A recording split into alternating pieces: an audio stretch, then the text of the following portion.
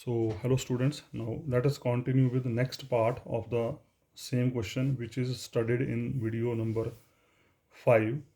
And the last part of that question is, now we will prove the velocity of the particle represents deformation. Now we will prove that first part of equation number 1, जो आप number 1 देख चुके हैं पिछले video में, in which Eij dxi. Now we will prove this part is the velocity due to deformation of fluid element. कि जब fluid element के ऊपर आप डिफॉर्मेशन अप्लाई करेंगे तो अप्लाई करके जो बनेगा वो बनेगा ई आई जे डी एक्स आई। तो देखते हैं बारी बारी से। नाउ ई आई जे क्या होता है? Half, you know very well, it is studied in previous video number 5 I think so. E I J equal to half curly B I और curly X J plus curly B J और curly X आई। तो यहाँ से E one one क्या होगा? Half curly B one और curly X one plus curly B one और curly X one. तो ultimately it becomes curly B one और करली एक्स वन। अब मेरी बात ध्यान से नोट करना आपने ज़रा, 1 1। अब हमारे पास 3 डायरेक्शन से ध्यान रखना, एक x1 डायरेक्शन, एक x2 डायरेक्शन, एक x3 डायरेक्शन। तो 1 1 का मतलब ये हुआ कि x1 डायरेक्शन में v1 वेलोसिटी की वजह से क्या चेंज आई। E22 का मतलब x2 डायरेक्शन में क्या चेंज आई। E33 का मतलब x3 डायरेक्शन में क्या चेंज आई। और ये जो x1 direction, x2 direction, x3 direction होती है, इनको हम बोलते हैं नॉर्मल डायरेक्शन। ध्यान रखना खास इस चीज़ का। x1 direction is itself normal, x2 direction is itself normal direction, x3 is itself normal direction। और x1 x2 के बीच में अगर बात करेंगे तो that is your sharing between x1 and x2, मतलब सो कॉल्ड शेयरिंग या टेंजेंशियल कंपोनेंट, x1 x2 या x2 x3 या x3 x1। तो पहले तो हम बात कर रहे हैं नॉर्मल डायरेक्शन की। E22 करली बी टू और करली x2, E33 करली बी थ्री और करली x3, E12, अब E12 ये आई शेयरिंग 1 और 2, मतलब x1 डायरेक्शन और x2 डायरेक्शन, करली बी1 और करली x2, करली बी2 और करली x1। ठीक है, अब ये चीज़ें इंपॉर्टेंट है यहाँ पे। बी2 करली बी2 और करली x2 का मतलब ये हुआ कि x2 की वजह से कितनी चेंज आई। करली बी1 और करली x2 का मतलब ये हुआ कि x1 डायरेक्शन में x2 की वजह से कितनी चेंज आई। करली बी2 और करली x1 का मतलब हुआ कि x2 डायरेक्शन में जो वेलोसिटी थी उसकी x1 की वजह से कितनी चेंज आई, एंड सो। उसी तरीके से E23 इज करली बी2 और करली x3 प्लस करली बी3 और करली x2। एक आप लोअर क्लासेस में same result different partial differential equation study करते थे, तो अगर आपको ध्यान हो कि if F is function of X comma Y comma Z and we are differentiating F with respect to X, then what is the definition. तो definition क्या होती थी? Limit H approaches to zero, जिस वेरिएबल के साथ differentiate करते थे आप उस वेरिएबल में आती थी चेंज और बाकी वेरिएबल रहते थे सेम। कैसे लेते हैं? Limit H approaches to zero F of X plus H comma Y comma Z minus F of X comma Y comma Z बटे एच। अगर डिफरेंशिएशन करते हैं विद रिस्पेक्ट टू वाई तो क्या बनता था? Limit H approaches to zero same रहता था, लेकिन differentiation with respect to Y कर रहे हैं तो चेंज जाएगी वाई में। तो कैसे लिखेंगे? F of X comma Y plus H comma Z minus F of X Y Z बटे एच। उसी तरीके से जब with respect to Z differentiate करेंगे तो उसके डेफिनेशन बनते थे limit H approaches to zero F of X comma Y comma Z plus H minus F of X Y Z बटे एच। ठीक है जी। तो अब हम इनकी स्टडी करेंगे बारी बारी से। तो हम क्या करेंगे, अब यहाँ पे फिर हमारे पास 9 कंपोनेंट्स हैं ई आई जे में। E11, E22, E33, E12, E21, E32, E23 and E31, E13। तो हम क्या करेंगे, 1 1 2 2 3 3 में से एक को स्टडी करेंगे और सिमिलरली एक्सटेंड कर देंगे बाकी दो के लिए। जैसे E11 स्टडी कर लिया तो जो E11 का करेक्टर होगा, E11 का करेक्टर कहाँ होगा? x1 डायरेक्शन में। तो वही सेम करेक्टर कहाँ चला जाएगा? x2 में, वही सेम x3 में। तो इधर भी हम ये बचे बाकी 6 कंपोनेंट। 6 क्या, ये 3 ही बचे। 1 2 2 1 बराबर हो गए, 2 3 3 2 बराबर हो गए, 1 3 3 1 बराबर हो गए। तो this is your sharing component या टेंजेंशियल कंपोनेंट 1 और 2। हम क्या करेंगे, 1 और 2 के बीच की स्टडी करेंगे, या 2 और 3 के बीच की स्टडी करेंगे, या 3 और 1, तीनों में से किसी एक की स्टडी करेंगे और बाकी को कर देंगे सिमिलरली। ठीक है जी, ध्यान से देखना आपने ज़रा। Now we will give the physical meaning of the components of E I J. अब पहले फिजिकल इनके मतलब क्या है यहाँ पे। पहले लिया हमने E11 क्या था? करली V1 और करली X1, मतलब V1 को आप डिफरेंशिएट कर रहे हैं विद रिस्पेक्ट टू X1। तो अभी मैंने आपको बताया definition. With respect to X1 differentiate करने का मतलब this velocity, this V1 V2 V3 are the component of velocity, mind it. And velocity is function of position and time, और position is given by x1 x2 x3 and time is given by t। Ultimately, this B1 is function of x1, x2, x3 and t. Even B2, B3 are also function of x1, x2, x3 and t. ठीक है जी।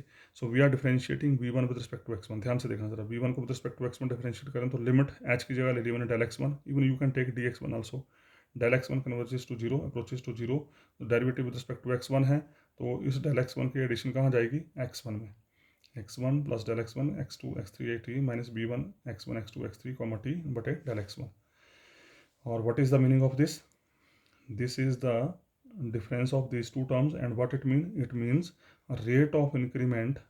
देखो जरा, आपने x1 plus del x1 में से x1 को घटाया, final में से इनिशियल को घटाया, तो what it mean? It mean rate of increment in the length of del x1, क्योंकि we are differentiate with respect to x1। तो डेल x1 में कितनी चेंज आई per unit original length del x1। Ultimately इसका बोलने का मतलब ये हुआ कि जब आपने इसके ऊपर फोर्स अप्लाई किया, तो फोर्स अप्लाई करने के बाद एक यूनिट लेंथ डेल x1 की एक यूनिट लेंथ में कितनी चेंज आ रही है, तो that is given by above is rate of increment in the length of del x1 बटे del x1 means original length del x1। तो इसका मतलब E11 क्या रिप्रेजेंट कर रहा है? Represents the normal rate. By normal rate because we are using 1 we are taking x1 direction, the normal rate of strain in x1 direction. तो E11 जो है this represents the normal rate of strain in x1 direction. तो इसका E22 क्या बन जाएगा फिर? E22 represents normal rate of strain in x2 direction. तो E33 क्या बन जाएगा? Normal rate of strain in x3 direction. अब इसको फर्दर देखो कैसे ले रहे हैं। नो वेरी इंपॉर्टेंट पार्ट है, नो वेरी इंपॉर्टेंट, ध्यान से देखना। Now let us consider the distortion. Distortion मतलब डिफॉर्मेशन अप्लाई किया आपने, ठीक है, आपने डिफॉर्मिंग फोर्स अप्लाई की, हमने डिफॉर्मिंग फोर्स अप्लाई की। Now let us consider the distortion means action of deformation experienced by the fluid element by the action of all these three terms E11 E22 and E33। अभी हम सिर्फ तीन की बात कर रहे हैं, 11 22 एंड 33, मतलब पूरी तरह से x1 डायरेक्शन में, पूरी तरह से x2 डायरेक्शन में और पूरी तरह से x3 डायरेक्शन में क्या फर्क पड़ा जब आपने उसके ऊपर फोर्स लगाई after deformation. Before deformation net volume क्या हो जाएगा? बिफोर डिफॉर्मेशन जब आपने फोर्स अप्लाई नहीं की थी, तो dx1 लेंथ dx1 थी, dx2 थी, dx3 तो वॉल्यूम क्या हो जाएगा? dx1 into dx2 into dx3, लंबाई चौड़ाई ऊंचाई। After deformation, now very important part, अब बिफोर डिफॉर्मेशन जो लेंथ थी वो थी dx1। जब आपने डिफॉर्मेशन अप्लाई की, अब फोर्स लगाई लगाई इस dx1 के ऊपर, then what is the length? देखो जरा, then length is dx1 plus करली v1 और करली x1 dx1 dt। ये लेंथ आई after deformation. dx2 plus curly v2 और करली x2 dx2 dt, ये आई length after deformation in x2 direction, और ये आई इन x3 डायरेक्शन। अब ये आई कैसी, वो देखो जरा, ये आई कैसे बेसिकली देखो जरा, ये मैंने किया है यहाँ पर, थोड़ा सा कोशिश करते हैं समझने की। देखो करली v1 और करली x1 का मतलब क्या है? v1 का directive respect to x1 means कर limit dx1 converges to zero, dx1 del x1 कुछ भी लिख सकते हैं आप, v1 x1 plus dx1 x2 x3 तो अब क्लियर हो गया आपको। इसका मतलब ये हुआ, ये ऊपर वाले का मतलब क्या है? Rate of displacement between end points of dx1 in x1 direction, this is the meaning. मतलब x1 डायरेक्शन में dx1 में जो चेंज आई, ठीक है जी, बटे dx1। उसके बाद क्या किया मैंने? dx1 को क्रॉस मल्टीप्लाई कर दिया, dx1 को सर लिखे तो ये बन जाएगा करली v1 और करली x1 dx1। और करली v1 और करली x1 ये क्या है? Rate of change basically this. चलो थोड़ी देर देख लेते हैं, करली v1 और करली x1 dx1 आ गया, तो rate of displacement between end points of dx1 in x1 direction in unit time, ये चेंज आई यूनिट टाइम में, एक यूनिट टाइम में जो चेंज आई वो ये आई। And this is nothing but this is your time. आपको पता है वेलोस, ये बन गया वेलोसिटी, ये बन गया वेलोसिटी कंपोनेंट, ये आ गया डिस्प्लेसमेंट। तो वेलोसिटी इंटू डिस्प्लेसमेंट क्या होता है? टाइम। फार्मूला पता ना आपको? वेलोसिटी होती है distance per unit time, velocity होती है, वेलोसिटी होती है डिस्टेंस पर यूनिट टाइम। तो टाइम क्या होगा? Velocity into displacement. तो यहाँ पर क्या देखो जरा, यहाँ पर क्या है? This represents velocity component, this represent distance, तो इन दोनों की गुणा बन गई टाइम। तो उसका this is nothing but this is your time, this represents time, the rate of displacement between end points of dx1 in x1 direction in unit time. तो dt time period में कितनी चेंज होगी? तो दोनों side dt से multiply, तो dt time period में change कितनी आ गई? ये जो यूनिट टाइम था, यूनिट टाइम में इतनी चेंज थी, तो dt टाइम में इतनी चेंज आ गई।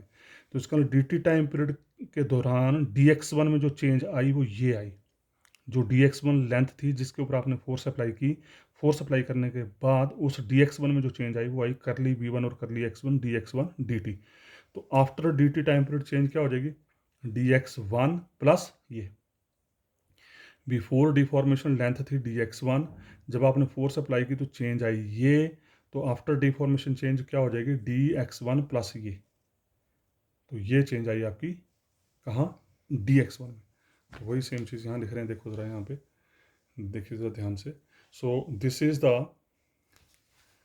Is the change in dx1, ये जो चेंज आई this is the change in dx1 after deformation. तो ऑन द सेम लाइंस तो dx2 में चेंज क्या आ जाएगी, कुछ नहीं हुआ, x1 की जगह x2 आ गया, b1 की जगह b2 आ गया। उसी तरीके से dx3 में सेम चेंज, जैसे dx1 में निकाली वैसे dx2 में, वैसे dx3 में। तो नेट वॉल्यूम क्या हो गया, तो नेट वॉल्यूम हो जाएगा इन तीनों की मल्टीप्लिकेशन। तो ये वॉल्यूम आया आफ्टर डिफॉर्मेशन, ये वॉल्यूम आया बिफोर डिफॉर्मेशन, तो चेंज इन वॉल्यूम क्या हो जाएगा, final volume minus initial volume. तो चेंज इन वॉल्यूम हो गया न्यू वॉल्यूम, मतलब ये बड़ा वॉल्यूम माइनस ये, लेकिन हमें चाहिए रिलेटिव रेट, तो रिलेटिव रेट क्या हो जाएगा, new volume minus dx1 dx2 dx3 divided by dx1 dx2 dx3 dt, this gives the relative change, this gives the relative change. तो न्यू वॉल्यूम की वैल्यू पुट कर दी हमने, बड़ा dx1 dx2 dx3 dt।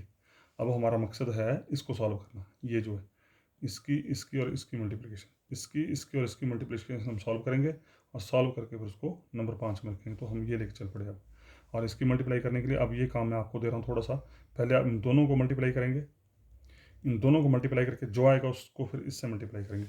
तो इन दोनों को मल्टीप्लाई करके आपके पास आ गया, मल्टीप्लिकेशन तो सिंपल कर सकते हैं ना, पहले dx1 को इससे गुणा किया, फिर इससे गुणा किया, इसको इससे गुणा किया, इसको इससे गुणा किया, तो गुणा करके ये आ गया हमारे पास, ये पहले दो कंपोनेंट को गुणा करके ये आ गया यहाँ तक, ठीक है, और third component as it is. अब इस यहाँ से लेके यहाँ तक जो गुणा करके आया इसको अब इसके साथ मल्टीप्लाई करना, तो it is very simple again. देखो dx1 dx2 dx3 ये पहले आ गया, फिर दूसरा पकड़ा करली b2 और curly x2 dx1 dx2 dx3 ये आ गया, तीसरे को dx3 से गुणा किया, चौथे को dx3 से गुणा किया, फिर पहले को इससे गुणा किया, दूसरे को इससे गुणा, मतलब इस सारे कंपोनेंट पहले dx3 से गुणा करेंगे, फिर सारे कंपोनेंट इसके साथ गुणा करेंगे। और गुणा करते वक्त क्या हुआ कि यहाँ पर सिर्फ और सिर्फ dt की पावर आना शुरू होगी, यहाँ नहीं आई, यहाँ नहीं आई, यहाँ नहीं आई, यहाँ पर dt का होल स्क्वायर बन गया, यहाँ पर dt का होल स्क्वायर बन गया, ठीक है, यहाँ पर dt का होल क्यूब बन गया, यहाँ पर dt का होल स्क्वायर बन गया। तो अल्टीमेटली बोलने का मतलब ये हुआ कि dt क्या था, it is very small time period, और आपको पता है जो क्वांटिटी जितनी छोटी होती है उसकी पावर जितनी बढ़ाएं वो और क्वांटिटी छोटी होती रहती है। तो हम क्या करेंगे, जो हायर टर्म्स ऑर्डर हैं we are retaining only linear terms, linear term जिनकी डिग्री 1 है, dx1 dx2 dx3 ये आ गया, एक ये टर्म रिटेन की, ये टर्म रिटेन की, ये खत्म हो जाएगी क्योंकि dt का होल स्क्वायर है, ये टर्म रिटेन की, ये खत्म हो गई, ये खत्म हो गई, ये खत्म हो गई, तो we left with only first second third and this term, and rest terms becomes zero, मतलब negligible because of the power of dt, because dt is very small, और इसकी पावर लेंगे तो ये और स्मॉल, जैसे 0.1 की पावर 2 करो ज़रा, it is very small. So dx1 dx2 dx3 ये आ गया, और ये जो तीन टर्में बची इनमें से dx1 dx2 dx3 dt ले लिया कॉमन, और अंदर बचा करली b1 और करली x1 प्लस करली b2 और करली x2 प्लस करली b3 और करली x3 dx1 dx2 dx3 dt, ठीक है। तो ये लिख दिया नीचे कि कैसे आया, retaining first order terms, first order मतलब जिनकी डिग्री 1 है, and neglecting higher order terms. अब इस वैल्यू को उठाओ और नंबर 5 में रख दो, जैसे नंबर 5 में रखेंगे, ये रखा मैंने यहाँ पे, dx1 dx2 dx3 ये कैंसिल हो जाएंगे आपस में, जैसे ये कैंसिल हुए तो ये dx1 dx2 dx3 dt इसके साथ कैंसिल हो जाएगा, and we left with only curly b1 और करली x1 प्लस करली b2 और करली x2 प्लस करली b3 और करली x3। और ये जो रिलेटिव रेट ऑफ चेंज है इसको नाम दे दिया हमने डेल्टा, इसको बोलते हैं डायलेशन, नाम है इसका, नामकरण है इसका। तो ये आ गया इक्वल करली b1 करली x1 प्लस करली b2 और करली x2 प्लस करली b3 और करली x3। और अगर आपको याद हो तो I think in video 3 I have explain this term, and this is nothing but this is your divergence of velocity, करली b1 और करली x1 प्लस करली b2 और करली x2 प्लस करली b3 और करली x3 इज डाइवर्जेंस b। या फिर अभी थोड़ी देर पहले आपने देखा करली b1 और curly x1 is nothing but this is e11, this is e22, this is e33। इसका मतलब ये हुआ कि ये जो relative rate of change in volume देखा आपने, this is nothing but this is equal to sum of this या सम ऑफ दिस। तो इसका मतलब x1 डायरेक्शन में लंबाई में कितनी चेंज आई, x2 डायरेक्शन में लंबाई में कितनी चेंज आई, x3 डायरेक्शन में लंबाई में कितनी चेंज आई, उन सबको जमा किया, and that itself gives the relative rate of change in volume of fluid element. ध्यान रखिएगा, इट इज़ इंपॉर्टेंट हेयर कि उस फ्लूइड एलिमेंट के वॉल्यूम में चेंज जो आई, that change is nothing but that is the sum of the dimensions of x1, x2, x3 directions respectively per unit length. तो this del equal to divergence of B, या del equal to E11 plus E22 plus E33। और अगर fluid incompressible है तो ये डाइवरेंस भी zero होती है। ये हम प्रूव करेंगे आगे जाके सेकंड सेक्शन में। In case of incompressible fluid divergence B is always equal to zero. और इसका मतलब फ्लूइड अगर इनकम्प्रेसिबल होगा तो देर इज नो चेंज, मतलब there is rate of change of volume is equal to zero, कोई फर्क नहीं पड़ेगा इसको। सो अल्टीमेटली बोलने का मतलब ये हो गया कि इसका मतलब ये हुआ कि जब आप कोई फोर्स अप्लाई करेंगे and x1 direction individually, x2 direction individually और x3 डायरेक्शन इंडिविजुअली में जो चेंज आएगी, that change is equal to sum of the, मतलब जो वॉल्यूम में चेंज आएगी, फ्लूइड एलिमेंट के वॉल्यूम में चेंज आएगी, that is equal to the sum of the respective lengths, change in lengths in respective axis, means x1 direction, x2 direction, x3 direction. अब बात करते हैं, ये E11, E22, E33 की बात होगी, x1, x2, x3 डायरेक्शन की बात होगी। अब हम बात करेंगे शेयरिंग की। शेयरिंग मतलब टेंजेंशियल। अब मैं ले रहा हूँ E12 मतलब x1, x2 डायरेक्शन ले रहा हूँ। Similarly we can prove the result for 2, 3, 3, 2। तो वन पहले x1 और x2 ले रहे हैं। E12 का मतलब हाफ करली V2 और करली x1 प्लस करली V1 और करली x2, या इसको E21 भी बोल सकते हैं। फिर दोबारा सेम जैसे प्रीवियस में हमने डिस्कस किया, rate of change of displacement. अब देखो करली V2 और करली x1 का मतलब क्या हुआ कि x1 डायरेक्शन में जो चेंज आई x2 की वजह से, x2 डायरेक्शन की वजह से x1 में जो चेंज आई, that is the meaning of this. x1 direction में x2 की वजह से जो चेंज आई, तो rate of change of displacement of del x1 in x2 direction is equal to curly V2 और करली x1 डेल x1। ये देख चुके हैं अभी पीछे, अगर मैं थोड़ा, अगर आपको चाहिए तो मैं दोबारा फिर से दिखा सकता हूँ, देख लीजिए ध्यान से। करली V2 और करली x1 का मतलब करली V2 ध्यान रखना, V2 और करली x1, V2 को we are differentiating with respect to x1, and V2 is component of velocity, and component of velocity are function of position and time. तो V2 में change with respect to x1, V2 में change with respect to x1, तो ये आ गया। ये ऊपर वाला difference, this represents rate of displacement between end points of del x1 in x2 direction. Del x1 में चेंज इन x2 डायरेक्शन, ध्यान रखना। फिर डेल x1 को साइड लेके आगे, डेल x1 करली V2 और करली x1, तो rate of displacement between end points of del x1 in x2 direction in unit time. फिर टाइम बन गया आपका वेलोसिटी इनटू डिस्प्लेसमेंट। तो डेल टी टाइम पीरियड में चेंज किया आगे, करली V2 और curly x1 del x1 del T. तो ये चेंज आई डेल टी टाइम पीरियड में, कहाँ पर, x1, मतलब डेल x1 में चेंज आई x2 की वजह से डेल टी टाइम पीरियड में, डेल टी टाइम पीरियड में डेल x1 में चेंज आई x2 डायरेक्शन में, दैट इज करली V2 और curly x1 del x1 del T, याद करो उसको, ठीक है। करली V2 और करली x1 डेल x1 का मतलब है change in displacement between the end points of del x1 in x2 direction, in x2 direction, this is important, in x2 direction. तो वही लिख रहे हैं यहाँ पे, देखिए ज़रा, इन x2 डायरेक्शन देखो ज़रा। तो टोटल ये आ गया rate of change of displacement of del x1 in x2 direction आ गया, करली V2 और करली x1 डेल x1। तो डेल टी टाइम पीरियड में कितना बन गया, करली V2 और curly x1 del x1 del T, ये आ गया। तो change in x1, change in del x1 in x2 direction आ गया, करली V2 और curly x1 del x1 dt। तो चेंज इन x2 में क्या आएगा, x2 में चेंज x1 की वजह से कितना आ जाएगा, करली V1 और करली x2 डेल t। ठीक है जी। Now the volume element in a direction turns through small angle से डेल थीटा 1। बेसिकली कंसेप्ट क्या एक्चुअली में, मैं थोड़ा सा आपको आइडिया देता हूँ। ये देखो डायग्राम, इसको ध्यान से एनालाइज करना है डायग्राम को। ये है आपकी x1 डायरेक्शन, ये है x2 डायरेक्शन, ठीक है। ये आपने एलिमेंट लिया, ये एलिमेंट जो था basically this is in the shape of rectangular shape, this element fluid element is in the shape of rectangle. समझाने के लिए बता रहा हूँ आपको, इतनी बड़ी डायग्राम बना के। ये जो लेंथ है ले लिया हमने डेल x1, ये लेंथ ले लिया हमने डेल x2, ठीक है जी। ध्यान से देखते जाना। ओरिजिनली आपकी ये शेप है रेक्टेंगुलर, हमने क्या किया, इसके ऊपर फोर्स अप्लाई की, पहले ये शेप ऐसी है, ठीक है, ये ऐसी है शेप, मतलब ये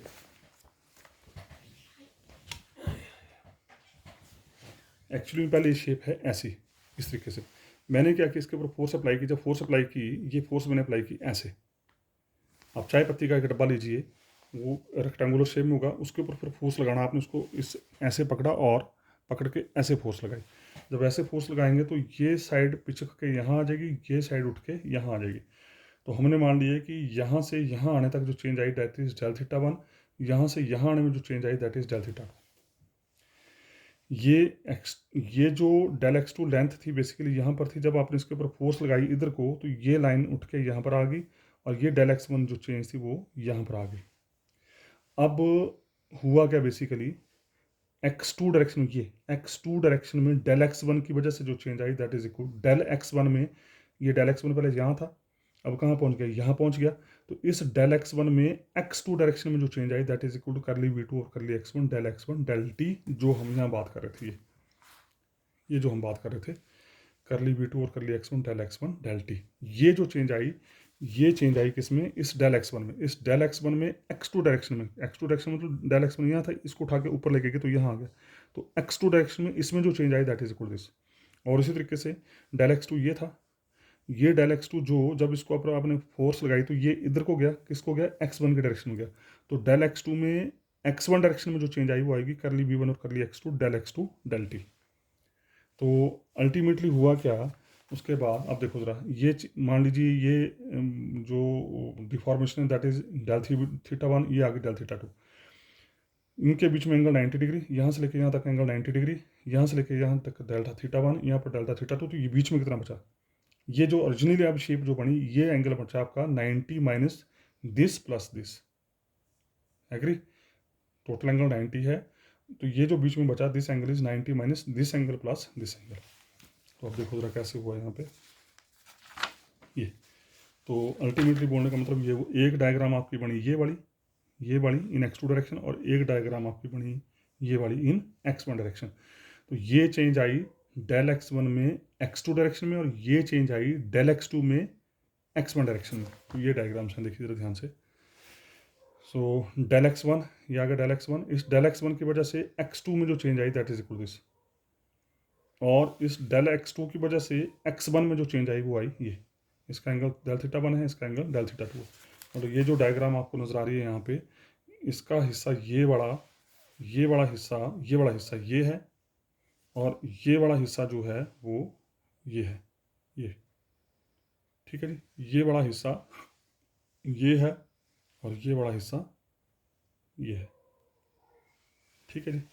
तो rate of change in the displacement between end points of del x one in x two direction and del x two in x one direction. अब अगर आप दें ध्यान तो these are the right angle triangles. अब देखिए ज़रा mathematically, tangent theta, one, tangent del theta one. Tangent क्या होता है, perpendicular over base, this over this, del x one cancel out, तो we left with curly we two और curly X one del T. और tangent theta is approximately equal to theta, you know very well, tangent theta is approximately equal to theta, तो this is approximately equal to theta. Del T को side लेके आगे, तो del theta one del T approximately equal to curly we two और curly x. ना मज़ेदार चीज़ देखना है यहाँ पे कि हाउ इट इज़ रिलेटेड। उसी तरीके से जब दूसरे डायग्राम स्टडी करेंगे तो डेल थीटा टू बटे del t is approximately equal to curly v one और करली एक्स टू। अब देखना थोड़ा ध्यान से।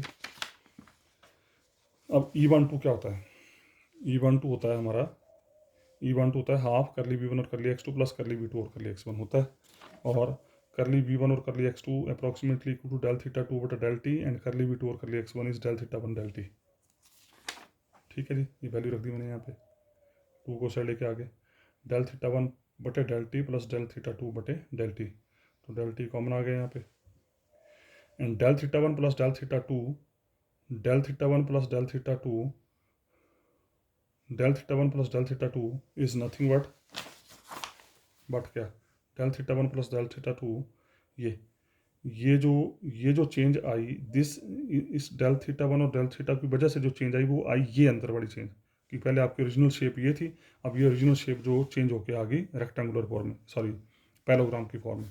तो this del theta one plus del theta two is equal to minus time by minus sine, because की original shape इसकी rectangular थी, और जब फोर्स लगाई तो ये कंप्रेस हो गया। तो ये माइनस साइन यहाँ पे जो लिखा है, ये minus time pi by two minus del theta one plus del theta two bar, ये वाला एंगल जो है ये वाला, 4 बटा डेल टी आ गया। तो इसका मतलब this E12 is now in the form of this. तो E12 क्या था? E12 था x1 और x2 डायरेक्शन के बीच में जो डिफॉर्मिंग फोर्स लगाने की वजह से चेंज आई, that change is given by this angle. और बार माइनस लगाने का मतलब ये हुआ कि जो ओरिजिनल शेप थी that is converted to parallelogram. तो 2E12 denotes the rate of decrease of angle. Mind it, rate of decrease. Decrease मतलब पहले यहाँ था, अब ये चेंज होकर यहाँ पहुँच गया तो एंगल को डिक्रीज कर दिया इसने। पहले 90 डिग्री के ऊपर थी डायग्राम एक्चुअली आपकी, तो that converted to π/2 minus something.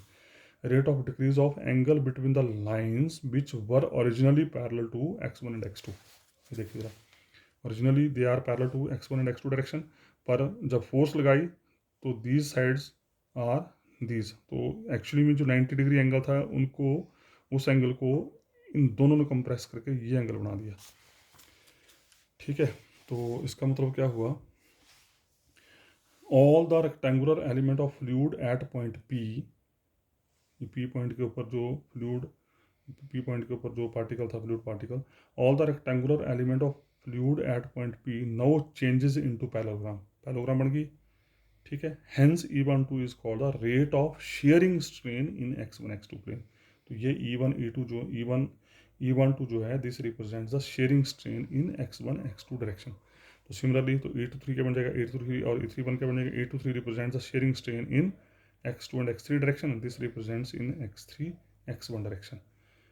This distortion affects only the shape of element. This is important here.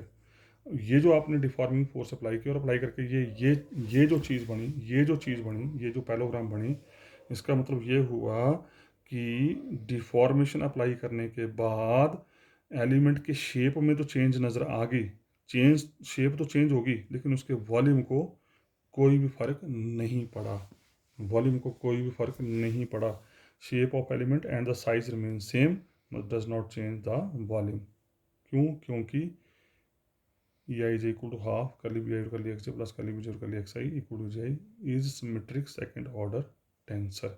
Second order by it is second order because we are using two suffixes. तो एक स्फिक्स का मतलब one order tensor, अगर दो स्फिक्स हैं तो उसका नाम टू ऑर्डर टेंसर, अगर तीन स्फिक्स हैं तो it is of three order tensor. ठीक है, this is called symmetric tensor of order two. तो ये ई आई जे बन गया। ई आई जे मतलब ई आई जे हो गया आपका ये E11 E12 E13 E21 E22 आपको पता है is symmetric second order tensor whose diagonal elements, ये E11 E22 E33 ये हम देख चुके हैं थोड़ी देर पहले। ये क्या रिप्रेजेंट करते थे? Rate of normal strain. अभी देखा थोड़ी देर पहले, ये रिप्रेजेंट करते हैं रेट ऑफ नॉर्मल स्ट्रेन। और जो नॉन डायगोनल एंट्रीज हैं दे represents the rate of shearing strain. Why it is shearing? Because they are shared in two axes. 2 1 का मतलब x2 और x1 डायरेक्शन, 3 1 का मतलब x3 और x1 डायरेक्शन, 3 2 का मतलब x3 and x2 direction and so on.